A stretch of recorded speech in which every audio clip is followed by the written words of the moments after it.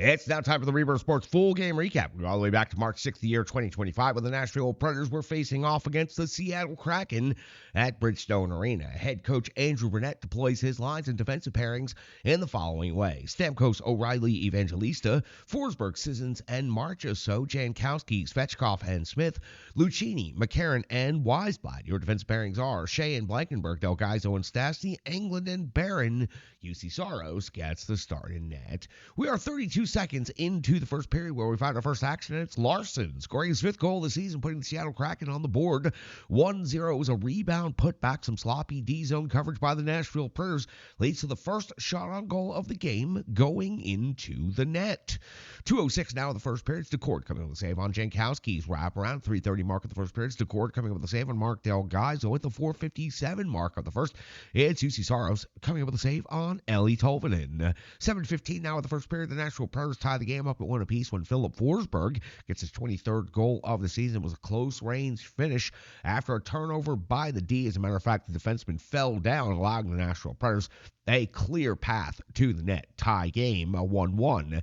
8:02 now of the first period. It's Larson off the box, 2 minutes for slashing, putting the Predators on the first special teams scenario and power play of the game. O'Reilly would hit the crossbar almost immediately, and then Decord would come with a save on O'Reilly, follow that up with a save on Stastny, and then follow that up with a save on Philip Forsberg. Strong power play by the Nashville Predators. 10:38 in the first period. Now Saros comes up with a save on Dunn at the 13:47 mark of the first period. Saros comes up with a save on Myers, 17:47. Now Saros comes up with a save on Montour, 18:58 in the first period. Lucchini's off the box. 2 minutes for holding. The Predators would not give up a single shot on goal over the remaining 1:02 of the period. We would hit the intermission with the Predators, and the Seattle Kraken tied at one apiece, and the Predators out shooting Seattle 17-5. We have a carryover of 58 seconds of power play time for the Seattle Kraken to begin the second period. The Predators PK strong again, not giving up a single shot on goal in the carryover, so they didn't give up a single shot on goal in total on that power play. 3:33 mark of the second period. It's Brady Shea with his 8th goal of the season. A long shot through traffic puts the Predators ahead by a score of 2-1. Quickly after that, 5:48 of the second period, Forsberg with his 24th goal of the season, his second of the game.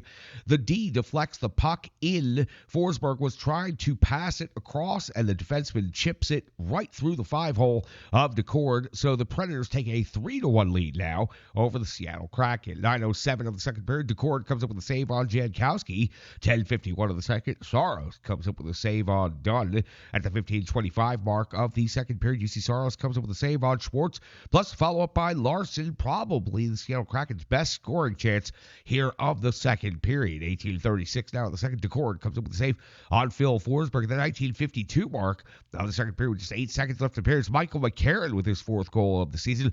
Wraparound jam puts the Preds ahead 4-1.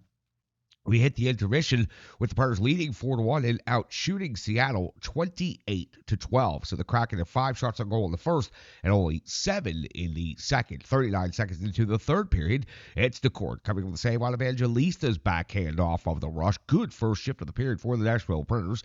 1:59 in the third period is Decord coming with the save on Smith, plus the follow-up by Svechkov. 3:58 now in the third period. Saros comes up with the save on Tolvanen. 3:35 of the third period. Saros comes up with the save on Tolvanen yet again, the 8:10 mark of the third period. Stamkos off to the box. 2 minutes for hooking. UC Saros has to go with a huge save on McCann, then another save on Montour. The Preds PK gives up some pressure and shots against, but does not break. 11:37 of the third period. Forsberg now off to the box. 2 minutes for hooking. Saros comes up with a save on Dunn, and then Saros comes up with a save on Wright. But just before the end of the power play, McCann capitalizes with his 16th goal of the season to cut the Predators' lead to 2.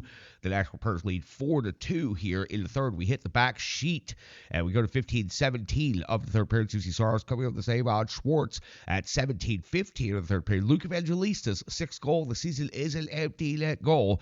This puts the Predators ahead 5-2, but that would not be the final activity, because in 18:13 of the third, Estermont, newly acquired by the Seattle Kraken, scores his 6th goal of the season, a close-range redirect, making the score 5-3 in favor of the Nashville Predators, and that would be your final. The Predators outshoot the Seattle Kraken 34-25, so the Seattle Kraken able to generate 13 shots on goal in the third period, which is more than they had in the first 2 periods combined, and they do get themselves on the score sheet there late with Estermont, but the Predators come away away with the victory, and they do pick up a win on home ice, getting 2 points. For the Predators, it's a 2-game winning streak. Chicago Blackhawks up next. It could be a 3-game winning streak before you even know it. That's going to do it for the Rebirth Sports full game recap.